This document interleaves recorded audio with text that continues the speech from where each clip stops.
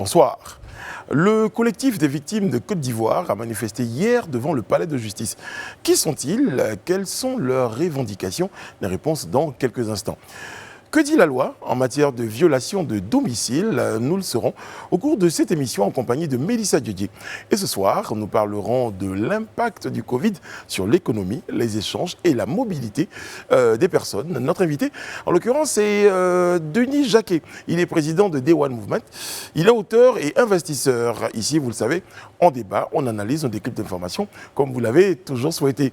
Bienvenue dans notre Live Talk.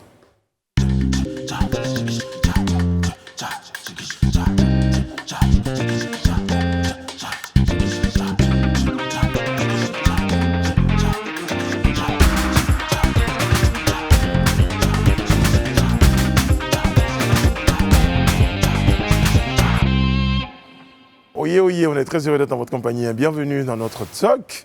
Pour nos téléspectateurs, ceux qui nous rejoignent sur Live TV. Si vous êtes là depuis longtemps, eh bien, on vous dit merci d'être fidèles. Parce que ce qui est extraordinaire avec nos téléspectateurs, c'est que quand ils sont, ils restent. Effectivement. Très, très bien, ça fait plaisir. Ce soir, je dis particulièrement bonsoir à Madame Bleu. Bonsoir, Madame Bleu. Comment allez-vous? Bonsoir, Brissano. Pourquoi particulièrement? À cause des dreads. Ah oui, je comprends. Emancipate yourself from mental slavery. J'avais bien raison. Bonsoir, Serge. Bonsoir, Brice. Beau choix de partie. Ouais. Bonsoir, Abia. Bonsoir, Brice. Bonsoir, Rayana. Bonsoir, Brice. Aujourd'hui, nous sommes le 11 mai. Ouais. Et Serge Kouachi, ça vous rappelle quelque chose, ça? Oui, forcément. Le 11 mai, c'est le départ du grand prêtre de la musique reggae, Robert Nesta Marley. Un 11 mai 1981, ça fait tout juste 40 ans. 40 ans qu'il est parti, mais 40 ans qu'on n'arrête pas d'écouter cette musique et de se la passer de génération en génération. Ouais. Le père du reggae. J'entends la musique dans ma tête. Ah, on peut vous la chanter si vous voulez. Ouais, non, je la chantais en fait. Laquelle Les téléspectateurs se demandaient qu'est-ce qui lui arrivait, mais dans ma tête, il y avait Redemption Song. Il y avait tout ça dedans. Redemption pense que Song, tous les- c'est une des dernières chansons qu'il a pu composer avant de nous quitter, je pense. Ouais. Iso, quand même, parti pour notre live facture tout de suite. Brice, vous êtes en train de parler de son décès, là. Moi, j'ai envie de faire ma petite fourmi, Vous allez la faire. de me faufiler dans ces actus-là. Mais je sais, j'y pensais, et puis je me dis, je vais peut-être vous la garder pour la fin aujourd'hui, cette petite info-là. Parce que je me dis, il y a quelque chose à l'intérieur. On ne sait jamais, on verra d'ici la fin de cette émission. C'est pas une promesse, mais je peux vous assurer qu'il y a quelque chose. Bon, alors, pour notre live actu, on va parler de cette centaine de personnes qui manifestent devant le palais de justice. Eh bien, pourquoi, j'ai envie de dire? Le sit-in, en tout cas, se tenait devant le palais de justice d'Abidjan Plateau. Et il était à l'appel du collectif des victimes de Côte d'Ivoire, donc CVCI en abrégé. Et Isiaka Diaby, président de ce fameux collectif, a déclaré, et je cite, « Nous avons mis en place un comité d'accueil de Laurent Gbagbo pour que les décisions de sa condamnation à 20 ans de prison en Côte d'Ivoire soient exécutées. » Il a même ajouté, il faut les arrêter parce qu'une décision du juge dans un état de droit s'exécute. Si vous n'êtes pas d'accord avec la décision, vous avez des voies de recours, comme le procureur de la CPI l'a fait dans l'affaire Laurent Gbagbo. C'est important à noter parce que bon, c'est vrai que c'était certaines victimes qui étaient présentes avec des pancartes, qui étaient présentes en tout cas au plateau pour réclamer en tout cas qu'une décision de justice soit prise au retour de Laurent Gbagbo et de Charles Blé Goudé. Et il faut savoir également que, pour rappel, le 31 mars 2021, Gbagbo Laurent et Blé Goudé, Charles, ont été définitivement acquittés de crimes de guerre et crimes contre l'humanité devant la Cour pénale internationale. Et en Conseil des ministres, en plus, le mercredi 7 avril 2021, le président de la République annonçait Laurent Gbagbo et Charles Blé Goudé sont libres de rentrer en Côte d'Ivoire comme ils le souhaitent, quand ils le souhaitent. On note également le retour, dans cette même vague, le retour d'exil de proches collaborateurs de Laurent Gbagbo, donc qui venaient du Ghana. Et cela s'est passé le 30 avril. Et il faut savoir qu'en ce moment, les tractations pour le retour de Laurent Gbagbo et Charles Blé Goudé vont bon train. Il y a beaucoup de rencontres qui se font, que ce soit au niveau des partis d'opposition comme le PDCI, le FPI tendance à Souadou, et également au niveau du gouvernement avec la disponibilité du Premier ministre également et de ses collaborateurs. Quand vous dites ça, on a peut-être un peu l'impression que les amis d'Afi N'Guessan ne sont pas favorables à son retour. Non, pas qu'ils ne sont pas favorables, mais ils ne sont pas associés. On l'a constaté avec la présence de Jean Bonin Kouadio sur ce plateau. On a constaté qu'ils n'étaient pas associés à ce retour, malheureusement. Mais on espère que dans les différentes tractations qui continuent, peut-être qu'on aura la présence, en tout cas leur participation effective. En tout cas, il a la visite d'Emmanuel Mounier qui allait lui dire, bon écoutez, il arrive, voilà, si vous souhaitez participer aux festivités, bon ben vous êtes le bienvenu, je pense. Je pense que tout peut se déclencher en tout cas à son retour. La mise aux arrêts justement de Laurent Gbagbo et de Blé Gouté est demandée par le président, on va dire, de ce collectif-là. Moi, je me demande aujourd'hui si c'est le moment de plaider pour une telle cause, parce qu'on sait justement que ces libérations et cette annonce du retour ont été faites justement dans une optique de décrispation, de réconciliation, ou encore, on va dire, j'ai envie de dire, pour aplanir en fait toute l'atmosphère sociopolitique qui règne en Côte d'Ivoire à propos justement de cette situation. Donc, est-ce que justement faire une telle demande ne vient pas remuer un peu le couteau dans la plaie, je me permets de dire, ou encore, est-ce que c'était vraiment nécessaire? Est-ce qu'aujourd'hui tout le monde ne devrait pas être dans cette même optique de décrispation et de réconciliation nationale pour qu'effectivement la population puisse ressentir les effets de cet environnement même de décrispation? Moi, j'ai une analyse de cette situation. La première, c'est, bon, alors, il y a des victimes, il y a des personnes qui se sont senties blessées, il y a des personnes qui ont perdu des proches, qui peuvent dire à un moment donné, et c'est démocratique, nous, on n'est peut-être pas, on ne partage pas votre enthousiasme, peut-être parce qu'on a été plus durement touchés. C'est peut-être la démocratie. Oui, En fait, mais tu sais, Brice, moi je me dis... Maintenant, Oui. le deuxième point de l'analyse, c'est quand la CPI dit que ces personnes dont vous refusez le retour Sont acquittés. donc pas coupables forcément de ce qu'on leur reproche, à un moment donné, on vous dit, est-ce qu'ils ne se trompent pas d'adversaire? Non, mais il y a un autre jugement par contumace ici qui condamne justement ces deux personnes-là. Mais moi, ce n'est pas sur ça que je veux revenir. Moi, je veux surtout revenir sur le fait qu'effectivement, il n'y a pas de pardon sans justice, je pense, dans un monde idéal. Par contre, n'oublions pas une chose, c'est que la crise armée que connaît la Côte d'Ivoire, quand on parle de crise armée, on parle de deux camps qui s'affrontent. Et dans les deux camps, il y a eu des victimes. Dans les deux camps, il y a eu des exactions. Alors, si on doit aujourd'hui parler de pardon jusqu'à entendre le procureur de la République dire que la justice se mettra au temps de la réconciliation, je pense qu'à un moment donné, c'est le pardon qui prime. La justice prend jurisprudence aujourd'hui sur la réconciliation et sur l'intérêt général. Donc, c'est peut-être normal pour des victimes de manifester leur mal-être et de dire qu'on a encore mal, c'est bien. Et surtout qu'on réclame justice. Non, mais oui, bien sûr, jusqu'à présent. Est-ce que quelque part, on ne peut pas estimer que justice a été rendue, mais d'une quelconque façon? Parce que ces deux Ivoiriens qui sont à l'extérieur de leur pays depuis maintenant une dizaine d'années, on va dire, qui ont entre guillemets purgé une forme de peine aussi. Donc, est-ce que justement, on ne peut pas se dire qu'ils ont un peu payer le prix, même si la vie ne s'achète pas et même si certaines vies ne pourront pas revenir. Mais justement, ça devrait être, j'ai pas envie de dire plus facile, mais on devrait être plus apte justement à faire quelques concessions quand on sait que ce n'était pas hier, cette crise ne date pas d'hier. Ils ont purgé une forme de peine. Donc aujourd'hui, je pense que le retour qui se fait 10 ans après devrait être plus facile à avaler. Il peut avoir le sentiment justement que ce retour qu'on veut triomphal piétine un tout petit peu leur douleur. Oui, bien. Moi, je rejoins Serge dans la mesure où aujourd'hui, ça a été un conflit entre deux camps. Et ce qui s'est passé, malheureusement, pour moi, c'est ce qu'on peut appeler les dommages collatéraux, parce que d'un côté et de l'autre, il y a eu des victimes. Mais les victimes, je veux dire, ce ne sont pas des victimes qui étaient forcément pro-Gbagbo ou pro-Alassane Ouattara. À un moment donné, c'était, pour moi, à mon avis, il y a eu plusieurs exacts. Enfin, voilà, c'est le peuple ivoirien qui a perdu ses enfants. Donc, si on doit en vouloir ou si on doit demander justice, on demande justice aux deux protagonistes. Et dans cette affaire, il n'y a que Laurent Gbagbo et son camp qui ont été jugés, qui ont été inquiétés dans cette affaire. Et donc, pour moi, pour qu'il y ait justement cette forme de justice ou de demande de justice qu'on voit aujourd'hui, est-ce qu'on est en train de pointer du doigt les seuls coupables, en fait, dans cette histoire? Ce n'est pas eux seuls qui ont été coupables. C'est beaucoup plus compliqué que ça. C'est vrai que pour terminer mon propos, en fait, j'étais parti pour dire que le président de la République lui-même a dit que M. Laurent Gbagbo et Charles Blé Gouté sont libres de rentrer chez eux quand bon leur semble. Ce qui veut dire, aujourd'hui, on parle encore d'amnistie. Moi, ce qui me dérange un peu, c'est que j'entends dans la déclaration de M. Isiaka Diaby dire qu'il est contre toute forme d'amnistie.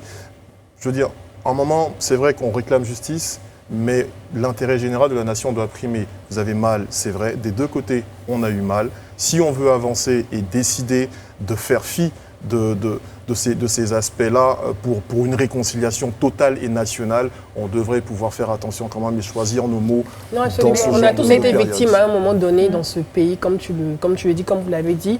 Mais ce qu'il faut retenir, c'est que ce pays sera rassemblé ou ne sera pas. Je pense qu'il faut qu'on sorte à un moment donné du jeu de ping-pong, de la division entre les fils et les filles de ce pays. On est passé à une autre étape.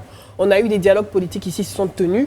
On a eu même le discours assez rassembleur également du président de la République qui appelle le retour de ces deux enfants du pays, qui assure en tout cas qu'ils seront pris en charge. Il y a des tractations pour leur retour. Je ne pense pas que c'est pour venir les emprisonner. Il y aura une amnistie et je le pense fortement.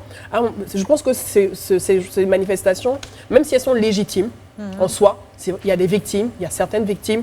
La plupart ont été indemnisées. Il ne faut pas l'oublier. Il y a eu le Comité national de réconciliation qui a fait des indemnisations. Donc c'est important à noter. Bien sûr, ça ne ramène pas les victimes qui sont parties, mais il faut qu'on sorte du jeu de la division et qu'on avance. C'est important. Très bien. En tout cas, on va juste retenir que ce sont des victimes, mais elles ont tenu à faire entendre leur voix. Et je pense que leur voix a été entendue. Maintenant, quelle disposition sera prise? Est-ce que leur appel sera entendu? Ou comment cet appel-là sera perçu, sera traité, c'est le mot que je recherchais? Eh bien, les prochains jours nous le diront. Sur ce, on va tourner à cette page d'actualité pour parler de loi. C'est Mélissa qu'on reçoit pour Que dit la loi?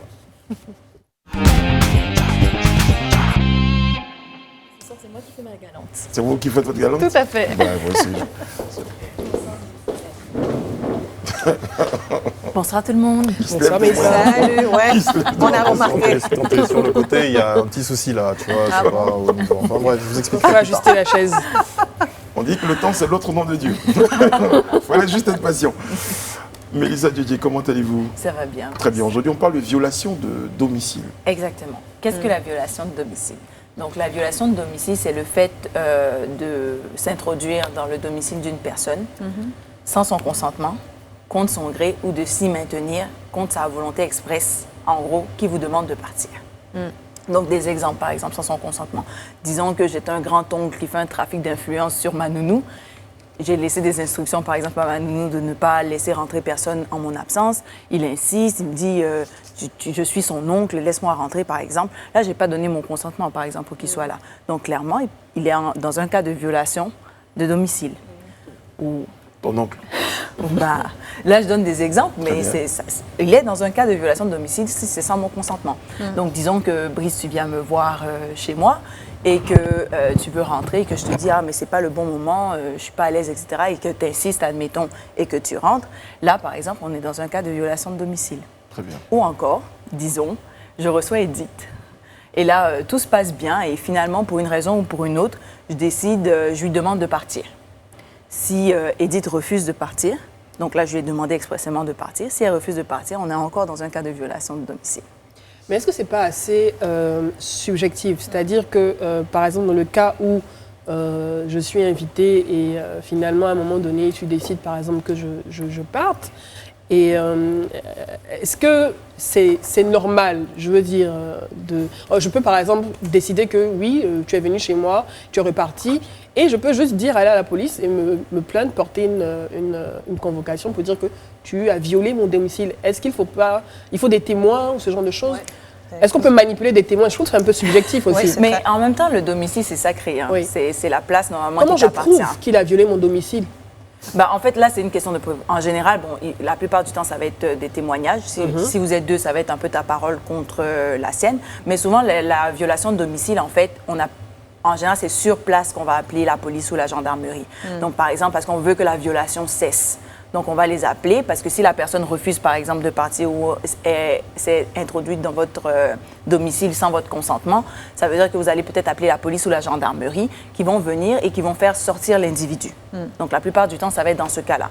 Mais effectivement, ça va être des questions de preuve. Donc, souvent, ça va être, par exemple, du témoignage ou vidéo, par exemple. Parce que maintenant, on a des caméras. Et justement, puisque vous les avez cités, les derniers là, qui aujourd'hui, pour une raison ou pour une autre, est-ce qu'ils peuvent se rendre au domicile de Serge Kouachi? Parce que je pense que parce qu'il le soupçonne de détenir un certain nombre de choses. Parce qu'on l'a vu dans les films, il faut un mandat aujourd'hui, ou juste aujourd'hui, un policier peut se lever et puis rentrer chez toi, juste parce qu'il est policier. Est-ce que dans ce cas-là, il y a une question de violation? Bien sûr que non. Après, la loi encadre et en fait, on n'a pas assez de temps pour que j'explique tout. Mais en général, c'est dans des cas de procédure judiciaire qu'ils vont avoir une autorisation ou s'ils soupçonnent, admettons, il y a un crime qui est flagrant.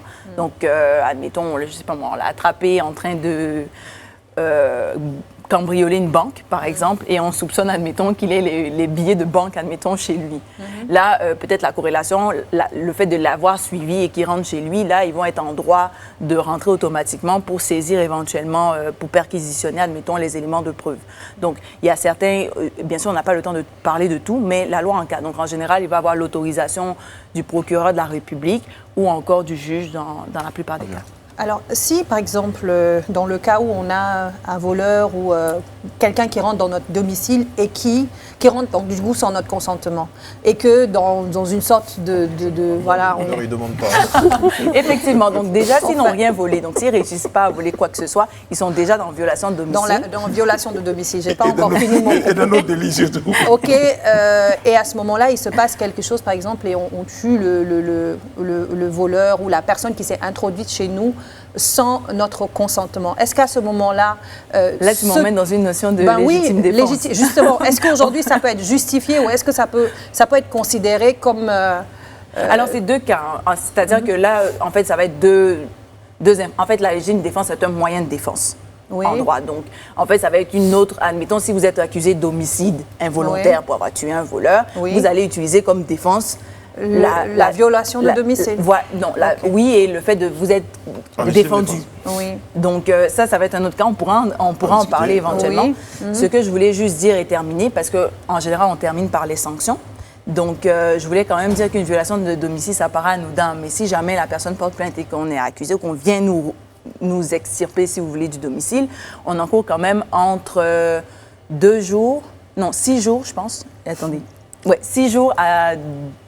Non, ça, c'est pour les policiers. Je m'excuse, je suis un peu mélangée aujourd'hui. Je disais, mais en tout cas, une chose est sûre, ce qu'on va déjà retenir, c'est que déjà, on parle de violation de domicile lorsque vous avez quelqu'un chez vous, qui est chez vous contre votre consentement, qui devient indésirable à ce moment donné.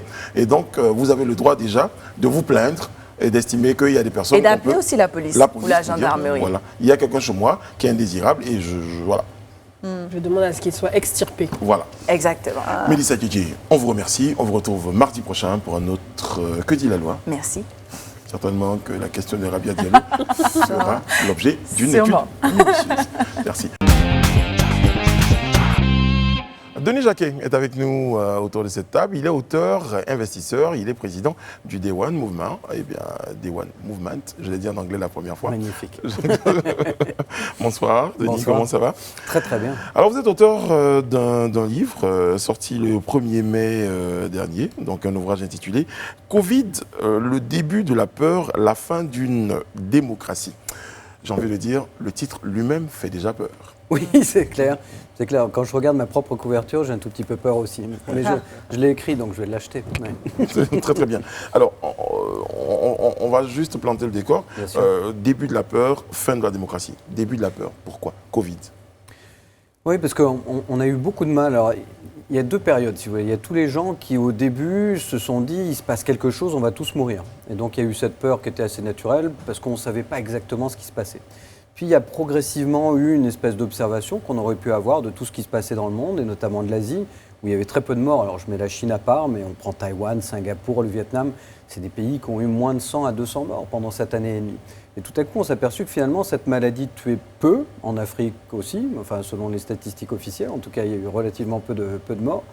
Donc, alors qu'en Europe, aux États-Unis, on a dit, mais non, cette maladie va tous nous tuer, avec des chiffres épouvantables. Donc, il y a eu cette utilisation de la peur, qui n'était pas préméditée, moi je ne suis pas complotiste, mais où les gouvernements se sont dit, il y a une forme de défiance vis-à-vis de nous. En Europe, aux États-Unis, les gouvernements font l'objet d'une grosse défiance, et tout à coup ils se sont dit, waouh, c'est une occasion fantastique de reprendre, en tout cas moi c'est comme ça que j'analyse, le contrôle sur le peuple, de reprendre la main, de devenir le protecteur, celui qui protège la vie. Et en protégeant la vie, forcément, vous ne pouvez pas vous mettre qui que ce soit à dos, vous protégez la vie. Et donc, j'ai trouvé que cette dérive était inquiétante parce que tout à coup, après la Seconde Guerre mondiale, il y a quand même des gens qui sont morts face aux nazis, qui sont morts dans les camps, nos grands-parents sont morts pour protéger cette liberté. Eux, ils avaient un vrai péril face à eux. Ils étaient dans la rue, ils étaient pris, ils étaient dans un camp de concentration et ils mouraient. Ils sont morts pour ça, et nous, il y a un virus qui tue 3 millions de personnes en 1 an et demi sur 8 milliards d'individus, et tout à coup, le monde occidental, principalement, se recroqueville. Donc, j'ai trouvé que il y avait une forme d'hystérie à la réaction à cette maladie qui était compréhensible dans les premières semaines, mais complètement incompréhensible dans la suite de la crise. Est-ce qu'on peut dire que c'est le début de la peur en Occident ? Oui. Parce qu'on voit qu'au niveau de tout ce qui est contrôle, en général en Afrique ou dans les pays d'Asie, on est beaucoup plus habitué en tout cas à ce contrôle de l'État. Donc c'est surtout le début de la peur en Occident, définitivement. Je pense qu'il y avait un bouquin que vous avez peut-être lu il y a quelques années qui a bien marché, qui s'appelait Homo sapiens de Yuval Harari. Absolument. Oui. Et il a une très belle phrase dans ce bouquin où il dit en fait l'Occident a privilégié la sécurité sur la raison. C'est-à-dire qu'en fait aujourd'hui tout ce qui importe, on doit vivre à tout prix. On doit avoir le contrôle à tout prix, on veut devenir des dieux. Bon. Et donc en fait, on doit remplacer Dieu parce qu'il nous a cassé la tête pendant des siècles. Est-ce que la religion, donc maintenant c'est l'homme qui contrôle, il a la médecine, il a le pouvoir. Il est hors de question qu'on laisse un petit virus mettre en danger nos vies. Donc du coup, cette peur, elle est très occidentale. C'est vraiment quelque chose où on ne supporte plus l'idée qu'on puisse à un moment donné être remis en cause dans notre pouvoir, que la science puisse être remise en cause dans son pouvoir et qu'on puisse même mourir. Or, quand on a regardé, 90% des gens qui sont morts en Occident avaient majoritairement plus de 84 ans, avaient ce qu'on appelle, moi je ne suis pas médecin, mais une comorbidité, c'est-à-dire qu'en fait ils avaient une autre maladie qui était sur le point de les emporter. Et en fait, aujourd'hui, on estime que sur les 100 000 morts français et d'autres, si la moitié sont vraiment morts du Covid, c'est déjà pas mal. La plupart avaient un cancer en phase terminale ou étaient très vieux, parfois même oubliés dès l'heure, et ils étaient là. Donc l'Occident a peur. Parce qu'en fait, l'Occident n'a plus vraiment d'avenir. Donc, en réalité, il s'accroche à son passé. Donc, et c'est ça qui est vraiment un petit peu stupéfiant. Et que l'Afrique, qui est jeune, n'a pas cette peur. Et puis, bon, on disait dans le bouquin de façon humoristique, mais c'est pas très drôle, mais c'est de dire, imaginez qu'aujourd'hui, on dise aux Africains, attention, il y a le palu, on va enfermer tout le monde dans la maison, confinement, parce qu'il y a les moustiques dehors. Voilà, la révolution. Ça n'a aucun sens. Bon, donc, c'est la même chose pour le Covid. Voilà. Alors, vous dites... Si je comprends bien, vous dites qu'aujourd'hui, toutes les réactions qu'il y a eu face à cette crise sont disproportionnées. C'est ça ? Disproportionnées, oui. Oui. Et du coup, vous pensez également que le fait d'avoir repris cette sorte de contrôle est donc un nouvel outil de gouvernance pour les politiques ? Je pense. Alors, d'abord, on a eu... la peur a vraiment... C'était pas un objectif. Les gouvernements, au début, ils ont fait ce qu'ils ont pu. C'est-à-dire, en gros, ils ont confiné, ils ont arrêté, parce qu'on dit, on ne sait pas ce qui se passe avec cette maladie. Est-ce qu'eux-mêmes on peut pas leur en vouloir. Est-ce qu'eux-mêmes n'ont pas eu peur ? Eux ont eu peur, parce qu'en plus, que ce soit Emmanuel Macron, Angela Merkel, etc., bon, Trump n'avait pas peur, on a vu comment il a démontré, mais en même temps, aujourd'hui, Biden vaccine avec les 200 millions de doses que Trump avait achetées. Donc aujourd'hui, le succès de la vaccination aux États-Unis, c'est finalement un succès de Trump. Bon, alors il est bien architecturé, il est bien travaillé par Biden, mais s'il n'y avait pas eu les 200 millions de doses que Trump avait préemptées, aujourd'hui, les États-Unis ne pourraient pas avoir le succès qu'ils ont aujourd'hui. Donc la question, effectivement, c'est qu'il y a une disproportion. Moi, je suis entrepreneur. Donc, à un moment donné, quand vous avez une comptabilité, vous passez toutes vos charges et puis tous vos revenus. Là, il y a une seule charge qu'on prend en compte, c'est le taux de mortalité. Et si vous regardez, la violence faite aux femmes, c'est une recrudescence hallucinante. Dans tous les pays, dans certains pays, c'est plus de 40%. On s'en fiche. La dépression. Les jeunes, aujourd'hui, dépression, aux États-Unis, c'est plus de 25% de taux de dépression lourde, de tentatives de suicide. On s'en fiche. L'économie, c'est des gens qui perdent leur job, qui perdent leur avenir, qui perdent la totalité de leur espoir dans un lendemain. On s'en fiche. Donc en fait, il y avait un seul truc, et c'est pour ça que je pense que c'est une crise politique. On a été braqué sur l'hystérie liée au taux de mortalité, le reste n'avait plus d'importance. Mais c'est très concret ce qu'on voit par exemple en Inde récemment. C'est très concret, on voit des gens qui perdent la vie. Je pense qu'on n'est pas là dans une forme de stratégie politique. Non, pardon, je vous en prie, mais il y a juste il faut juste se remettre des chiffres en tête. C'est ça, dans le bouquin, qu'on reproche aussi à une partie du traitement de la presse en Occident, c'est que on dit voilà, l'Inde devient un pays extrêmement meurtrier, où il y a 200 000 morts aujourd'hui. Ils sont à 1,5 milliard. Donc c'est comme s'il y avait, ils sont 19 fois plus nombreux que la France, c'est comme s'il y avait 6 000 morts en France. C'est rien du tout. Nous, on est dans les 17 plus mortels pays du monde, ils sont au rang 80 ou 70. Donc en réalité, ça nous impressionne parce que s'il y avait 200 000 morts en Côte d'Ivoire avec 23 millions d'habitants, il faudrait se poser des questions.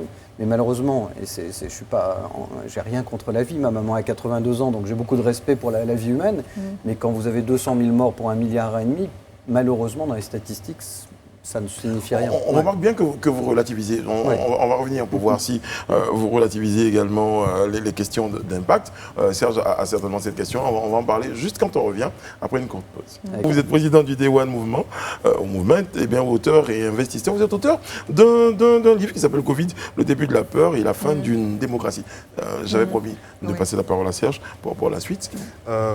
Monsieur Jacquet, moi, en fait, quand vous me dites que vous n'êtes pas complotiste, c'est à s'y méprendre, hein, parce que quand on vous écoute et quand on vous lit, on a vraiment l'impression qu'il y a un gros complot, qu'il soit politique ou pas, comme vous venez de le dire. Par contre, moi, la question que j'ai envie de vous poser, c'est de savoir si effectivement Covid est aujourd'hui un instrument politique pour justement les gouvernants européens, occidentaux et notamment français, pour récupérer le contrôle du peuple. C'est un peu contradictoire ce que vous nous dites, puisque tout à l'heure vous étiez en train de nous dire qu'à cause de Covid, on a une recrudescence au niveau des maux de la société. Donc finalement, est-ce que ça leur profite vraiment d'instaurer ce système de peur ? J'aimerais bien que vous puissiez m'éclairer un peu là-dessus. À qui profite vraiment le crime ? Pourquoi est-ce que ces gouvernements occidentaux-là joueraient sur ça, tandis que le peuple va de moins en moins bien, en fait ? En fait, je pense qu'ils ont fait deux paris. D'abord, comme vous le savez, toutes les sociétés occidentales vieillissent. Et ce virus touche à 90% les plus de 65 ans, en tout cas en Occident. Et dans ces 50%-là, c'est plus de 84 ans. Il se trouve que pratiquement dans tous les pays occidentaux, ceux qui votent ont plus de 65 ans. Donc forcément, un politique qui aujourd'hui regarderait son peuple en lui disant « tu peux mourir », est juste en train de perdre ses électeurs. Donc forcément, il avait une nécessité de protéger ça, et en France particulièrement, on a une échéance électorale qui est l'année prochaine, dans 12 mois, et donc c'était impossible pour Emmanuel Macron de laisser tomber des gens qui vont demain voter pour lui. Donc, est-ce que vous avez l'impression, vous qui avez certainement les chiffres, est-ce que vous avez l'impression que sa cote de popularité a été en hausse ou en baisse Elle a fait un tout petit peu le yo-yo, mais elle n'est pas trop mauvaise. Donc, je ne pense pas qu'il y ait de complot. Enfin, c'est pas que je ne pense pas. Pour moi, il n'y a pas de complot, parce qu'ils n'ont pas prévu ce scénario. Mais il y a une très forte récupération. Et quand on connaît Emmanuel Macron et un certain nombre de dirigeants, on sait qu'il y a une volonté de capter le pouvoir. À l'Élysée, c'est la première fois en 30 ans qu'il y a 80 conseillers à l'Élysée. Tout se décide à l'Élysée. Le gouvernement est au pas. Et donc là, c'était une tentation supplémentaire de le prendre à 1 an des élections. Et quand on regarde effectivement sa cote aujourd'hui, elle est plutôt stable, elle est plutôt bonne, alors que la plupart des présidents français d'avant, sur les 2 dernières années, ça a tendance plutôt à s'effriter, donc elle n'est pas catastrophique. Du coup, pour garder le pouvoir, on serait même prêt à mettre à mal l'économie du pays. Je pense qu'on n'a pas de volonté de mettre à mal l'économie. On a une volonté de se dire que mieux vaut l'échéance électorale et que l'économie, on va s'en occuper en injectant de la dette. Et qu'en fait, c'est pas très grave, on va s'endetter. À un moment donné, cette dette, on la mettra de côté, on va la titriser, on va la mettre sur 30 ans, sur 50 ans, sur 80 ans. À un moment, il y en a bien un ou 10 qui l'oublieront. Mais en fait, on a dit l'économie, c'est pas grave, il suffit d'injecter de l'argent. Et donc, c'est le plan de relance européen, le plan de français, le plan de 9 trilliards de Biden il n'y a pas encore longtemps. Vous inquiétez pas, l'économie est sous contrôle, vous êtes en sécurité, l'économie, on va les réparer. Sauf que malheureusement, c'est un calcul de politique. Et moi, ce que je pense, c'est qu'on va avoir une très forte récession, que malheureusement, ça fait remonter les extrêmes, et qu'en fait, ils auront fait un très mauvais calcul. C'est-à-dire qu'à vouloir protéger, ils auront anéanti l'économie va se retourner contre eux, et on le sait, tous les ouvrages économiques, quand vous les lisez, c'est 1% de chômage en plus, c'est 3% de vote en plus pour les extrêmes. À un moment où les extrêmes sont déjà trop puissants. Et donc, du coup, ils perdent à tous les coups, puisque de Oui. toute façon, cette économie-là, c'est la population active qui l'a créée. Cette population active, aujourd'hui, est fâchée. Je suis d'accord. On mais- a vu les 1600 discothèques par les patrons de discothèques aujourd'hui, Bien sûr. qui, lundi dernier, qui ont revendiqué, Bien sûr. mais qui se sont fait sûr. refouler par la gendarmerie. Mais Ouais. tout ça, c'est un électorat qu'il est en train de perdre. Si finalement, le but, c'est de conserver le pouvoir, est-ce que c'est pas se faire harakiri? Non, parce que je pense qu'ils ont vraiment... On sait que ceux qui votent et qui font le vote, c'est vraiment les plus de 58 ans en moyenne en France. Donc on les a protégés. Donc le calcul, c'est ils vont voter pour nous, on les a protégés. Ce qu'ils ne savent pas calculer exactement, c'est quelle va être la conséquence économique totale. C'est-à-dire qu'ils pensent que l'injection va permettre de faire perdurer le malade. On va l'intuber, tout va bien se passer pendant les 18 mois, on va le maintenir jusqu'au mois de mai de l'année prochaine, etc. Le problème, c'est que moi, en tant qu'entrepreneur, je sais que cette perfusion, elle dure un temps, mais à un moment donné, mon loyer, mes charges me rattrapent. On est d'accord Donc, qu'il y a un donc gros ça va impact. retomber. Ouais. Selon vous, une grosse incidence sur les échanges commerciaux, Oui. l'impact sur l'hôtellerie, les spectacles. Enfin, ce sont tous les secteurs qui sont impactés aujourd'hui par cette situation. Et puis surtout, c'est pas forcément nous qui souffrons le plus. C'est en France, on a la chance de pouvoir s'endetter. Donc on peut alimenter toute notre économie et la mettre sous perfusion. Mais quand vous allez à l'UNICEF ou que discutez avec la Banque mondiale, parlez-leur des femmes en Amérique du Sud. Elles estiment qu'aujourd'hui, elles ont fait 30 ans en arrière. C'est-à-dire qu'elles ont perdu leur job qu'elles avaient en ville, elles avaient commencé à se former, elles ont perdu leur formation, elles sont rentrées dans les campagnes, elles ont ramené leurs enfants. C'est 3 générations qui sont fichues d'un coup. Donc c'est surtout l'impact, notamment sur les pays émergents, qui va être catastrophique. Alors, vous dites aujourd'hui que vous estimez que les mesures qui ont été prises n'ont pas forcément été les bonnes ou les meilleures décisions qui ont été prises. Oui. Quelles auraient dû être les décisions prises? Quelles solutions alternatives auriez-vous proposées? La première chose, c'est qu'en réalité, on pense avoir protégé un taux de mortalité, mais en réalité, on ralentit le flot d'arrivée dans les hôpitaux. C'est ce qu'on fait avec le confinement. Oui. Parce que les hôpitaux français, contre toute attente, personne ne croyait ça, n'étaient pas capables d'avoir plus de 5000 personnes dans un lit d'hôpital. Vous imaginez? On est censé être la meilleure médecine du monde, ou une des meilleures.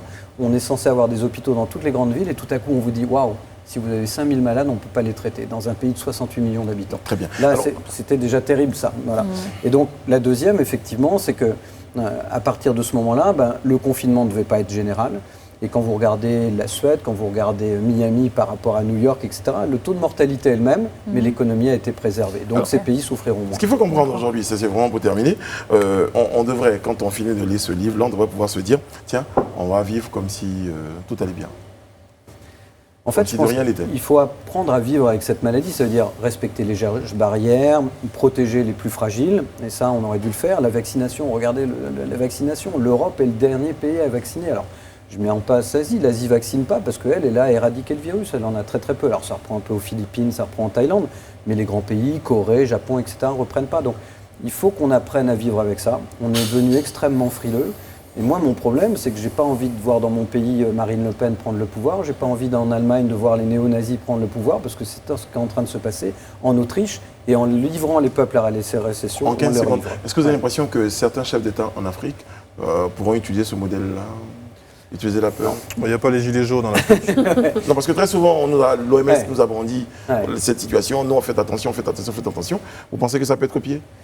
Je ne sais pas, mais en tout cas, moi, mon pari, j'ai écrit un article là-dessus il y a 15 jours, c'est que les pays dont les acteurs économiques se souviendront qu'ils ont été plutôt préservés de la maladie ont plutôt plus d'avenir que les autres. Donc je pense qu'en fait, par ricochet, l'Afrique pourrait bénéficier pas mal de la mauvaise gestion d'un certain nombre de pays ailleurs, en se disant, tiens, en Afrique, ça a bien tenu, peut-être que demain, c'est là qu'il faut quand même investir. Bon, ça, c'est mon pari à moi. Seul l'avenir nous dira si on a raison ou tort. Je ne suis pas ni prophète, ni devin. Ouais. Denis Jacquet, vous êtes surtout auteur de cet ouvrage, Disponible. Covid, le début de la peur, la fin de la démocratie, disponible. Partout, Fnac, Amazon, en version électronique. Donc vous pouvez le commander à peu près partout. Voilà. Merci d'avoir été en notre compagnie ce C'est moi qui vous soir remercie. pour un tout petit peu aborder certains points de votre ouvrage. Merci Rabia Diallo, Serge Kouachi, Brice. Edith Broubleu, Ryan Assi et toute l'équipe, Mélissa Dudier. Tous se joignent à moi, mes amis, pour vous souhaiter une bonne fin de soirée sur Live TV. Et puis, la nouvelle, nous l'avons depuis quelques minutes. Demain, c'est la fête. Demain, c'est Ramadan. Voilà, Rabia, c'est cela? Oui, c'est en tout cas un communiqué que j'ai reçu tout à l'heure via WhatsApp. que Moi la aussi. fête serait demain. Donc bonne fête à Bonne fête. toute Bonne la fête. communauté Célébration. musulmane Voilà. en Côte d'Ivoire. Donc la lune a partout été dans le vue, monde. donc la décision est Aïd tombée. el-Fitr. Demain, Aïd el-Fitr, exactement. Aïd el-Fitr. Oui. Donc bonne fête de Ramadan. Merci beaucoup d'avoir été en notre compagnie. Juste derrière nous, eh ben, vous avez la sympathique équipe de la foire des deals qui vous donne rendez-vous pour récupérer des Est-ce que je peux jouer, moi Oui. Je peux jouer Non. Non. Restez au top. Je vous en prie. À demain. Dieu vous garde. Que veille sur la Côte d'Ivoire. À demain.